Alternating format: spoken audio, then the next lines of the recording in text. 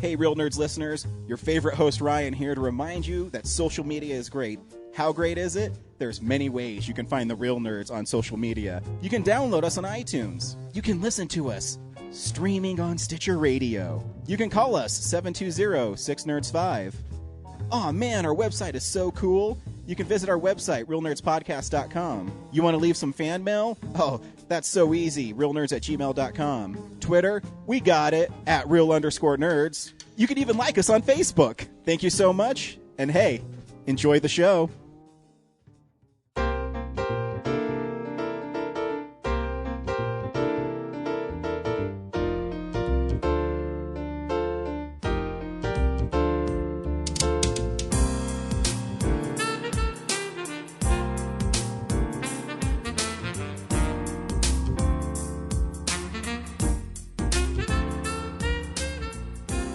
Welcome to Real Nerds at Denver Comic-Con 2015. We hope you enjoy the following interview.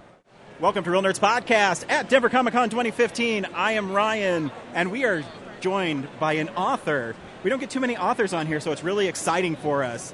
Why don't you tell everybody who you are and what books you're writing? Hey guys, so happy to be here. I'm Amalie Howard, and I'm the author of the Aquarothi series, which is about underwater dragons. I'm also the author of the Corantus Curse series, which is about witches and vampires. I'm also the author of the Almost Girl series, which is about a girl super soldier from a parallel universe. And lastly, Alpha Goddess, which was an Indie Next pick last year. That's about a reincarnated Indian goddess. So you're a very prolific writer then. Well, I hope to be.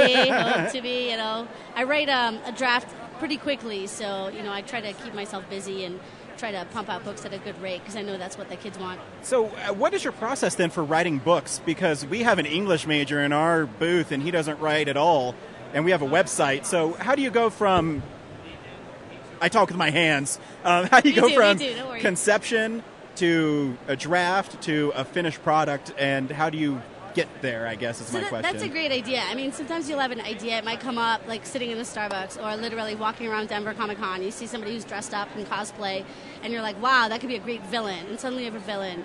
And then an idea might come up, and what I do is I usually write it down. Or if I dream about something, and I write it down, then I write, like, just a sketch of where I think the outline's going to go. If it has legs, then it goes from, 3 to 4 pages to, a 300-page book. So, yeah, I mean, it's definitely a process, and some of them don't turn out to be books just because they may not work, or you might get to a point where you're just blocked. But, yeah, I mean, that's pretty much how I do it. Do you come up with the ending first, or is it the whole story comes to you at once? For me, it's more about the ending. I have to get there. I'm kind of like what they call a pantser, so I write by the seat of my pants. So I go where the characters take me. And sometimes if I have an outline and they don't want to go there, I just have to kind of do what they want. And so then how do you keep those from going on too long? One of my favorite things to say is Stephen King's a good writer, except when he writes 1,000-page books. Oh, yeah. The tomes. Yes. So how do you keep the books... Gosh, see, again, talk with my hands. Stop trying to knock over your mic. I know. Keep the books concise and fun without going on too long if you don't know where you're going right away. Right. Well, there's general guidelines. I tend to write chapter to chapter. Okay. So, I mean, the general guideline for a young adult novel, fiction novel, is 80 to 100,000 words. So I think, I'm really meticulous at sticking to where I think, a certain point, say if it's 50,000 word mark, where your mid, arc should be, and then, or at the 75,000 word mark where you should start winding down, or actually go up to your, finale and then start winding down. So I have a good idea of where I should be from a page number perspective. So how do underwater dragons work? Underwater dragons are awesome. So basically I've always loved dragons and reading about them and, watching any kind of movie about them. I mean, I read Aragon and watched it. Of course. Of course. And I wanted to do something different. It was my take on mermaids. And, the Loch Ness monsters, everybody thinks it's this big, ugly thing, and I wanted to make it beautiful and have these, this alien race that came to live on the Earth because their own planet got destroyed. And so they've been living in the Earth's oceans for millennia, just hiding. James Cameron the Mariana Trench where he, took the submarine down. Yeah. Basically, we don't even know what lives down there. So I was it was all of a bunch of what-if scenarios. What if this alien race lived in our oceans? We didn't know about them. They shifted into human forms, but in their natural habitat, they were these dragon-looking sea monster-type creatures.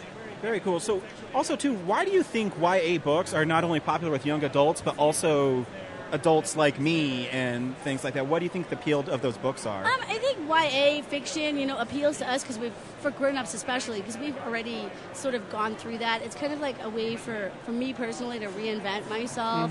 I go back, see if I'd make different choices. I also like reading about first times, like, the discovery of, like, finding out who you are, when you're a teenager, you really don't know who you are, and it's nice to kind of revisit that, see, would you make the same choices?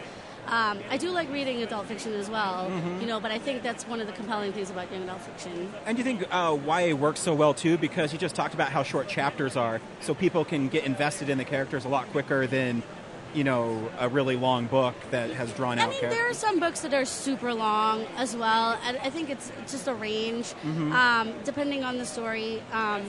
But yeah, I think what I've seen in YA fiction is that the action starts right away. There's less build-up. You're just thrown into it. Pretty much like a teen's life, I guess. You're like floundering. Oh my God, what's happening? So do you adhere to the classic rules of vampires and werewolves, or do they sparkle? I love vampires, and I'm an Anne Rice cultist. Like, oh, seriously, right on. Yeah. I met her a couple of years ago. Literally, I couldn't even stop fangirling. It was ridiculous. But yeah, they don't sparkle. So my first book was actually Witches and Vampires and this giant, epic, cataclysmic war between them. And they're pretty bloodthirsty. Still beautiful, but that's how they draw their prey. But they're still creatures of the night. They're always going to be creatures of the night. That's the thing. I think I expect them to be evil. You know what I mean? I don't like good vampires. Yeah. I don't know. That's not me. Yeah. I think, with my vampires, there's some redemptive qualities. I think they are very selfish creatures because that's how I imagine them to be. Yeah. But, with my main character in my first book, Bloodspell, he's really searching for redemption. He doesn't really want to be a vampire. Kind of like Louis from Interview with a Vampire. Because, you probably would get tired of being alive. For so many years. For so many years. Unending existence. Yeah. Come on. It's fun for the first, 200. Then you're like, I just want to sleep. But then you get great vampires like Lestat, and who just loves being bad. Yeah, exactly, and he does it so well. He does. Oh. Did you love Tom Cruise in Interview with the Vampire? I did love him, but I liked Stuart Townsend, how he did in Queen of the Damned. Yeah. He just rocked that. He was just awesome as Lestat. Yeah, they play a little more sexy. Yeah, and he was like the rocker, and he did the music. Yeah, no. Okay, enough about other people's work. Let's talk about yours.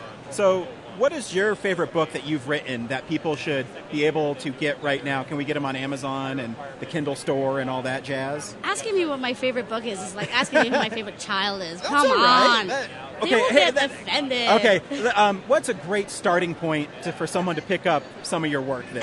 It just depends what you like, right? Okay. Science fiction, The Almost Girl is about a girl super soldier from a parallel universe. So if you like Terminator, that's kind of like her world is basically just this completely burnt out post-apocalyptic type world.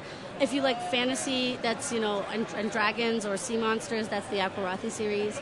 Witches and Vampires, that's Bloodspell. If you want some diversity in your fiction, my Indian mythology book, which is Alpha Goddess, that was an Indie Next pick. I'd say go there. I think I write something different for everyone. And you do that too because you want to be keep yourself on your toes? Is that why you tackle so many different genres? I think it goes back to the question you asked me before. Do you get an idea and write it? And I'm a very idea-driven person. So if I get an idea that I know hasn't been written before, because it's pretty competitive in the publishing world. Yep. That's when I go for it. So I didn't say the Indian mythology one. I didn't say, oh, this is diverse fiction. Let me write that. That's my background. It was more of a, how can I take what I grew up with and make it interesting for anyone looking for something fresh on the table? So you mentioned it's competitive in the publishing world. Then how do you make your voice heard? Because I can go on Kindle and there's so many books now from just people like, I'm going to put a book on Kindle and it doesn't matter who you are. Yep. So how do you stand out and how do you make sure that people can find you? So everyone says the first rule of Fight Club, the first rule of book writing is, write a good story. If you write a good story, people will read your books. Publishers will buy your books. You'll get an agent. I have an agent who is actively selling my work. But, a lot of it is exposure and meeting people and word of mouth. If you don't have a publisher that has thousands of dollars behind you, you have to go to events like, Denver Comic Con. You have to go to, book events like RT or BEA, Book Expo America. and network, meet other authors, meet other publicists, meet other publishing professionals. What advice would you give to any aspiring authors then trying to publish besides grassroots marketing, writing a book and stuff? The best advice that I would give is is some that I was given, which is never give up. This is a really hard business where you feel like if you completed a book, it's a great achievement, but people give up because there's so many no's.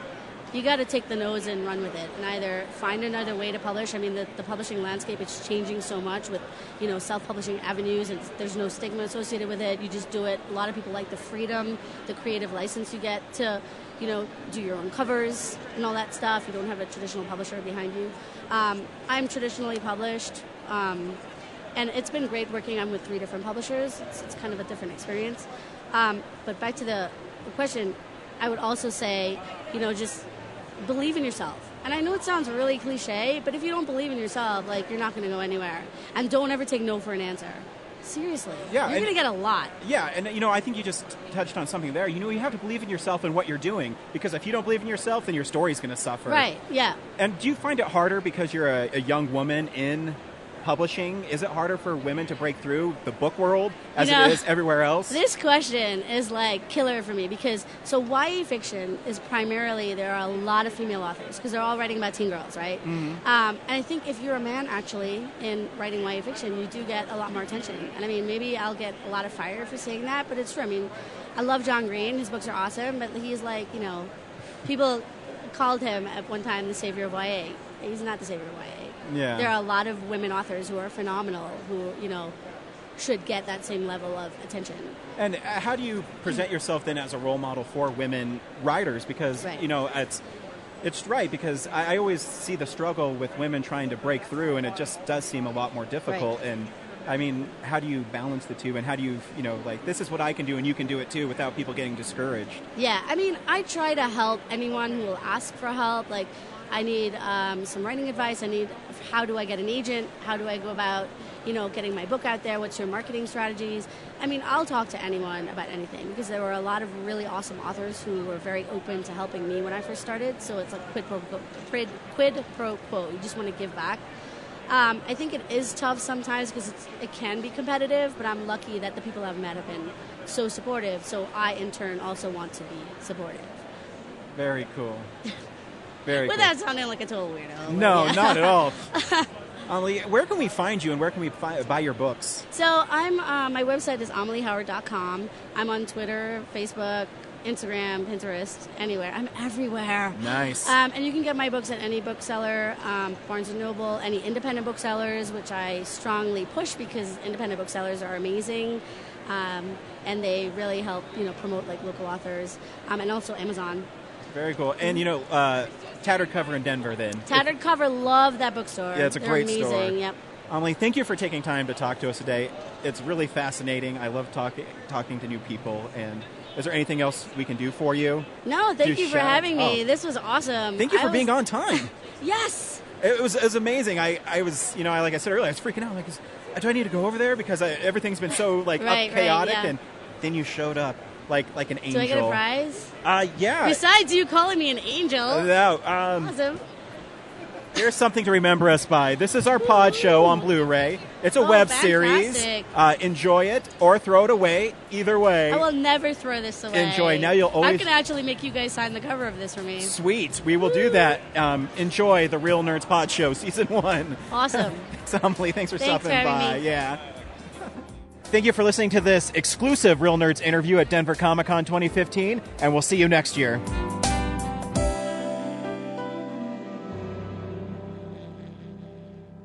Visit our website, realnerdspodcast.com. You can tweet us at real_nerds.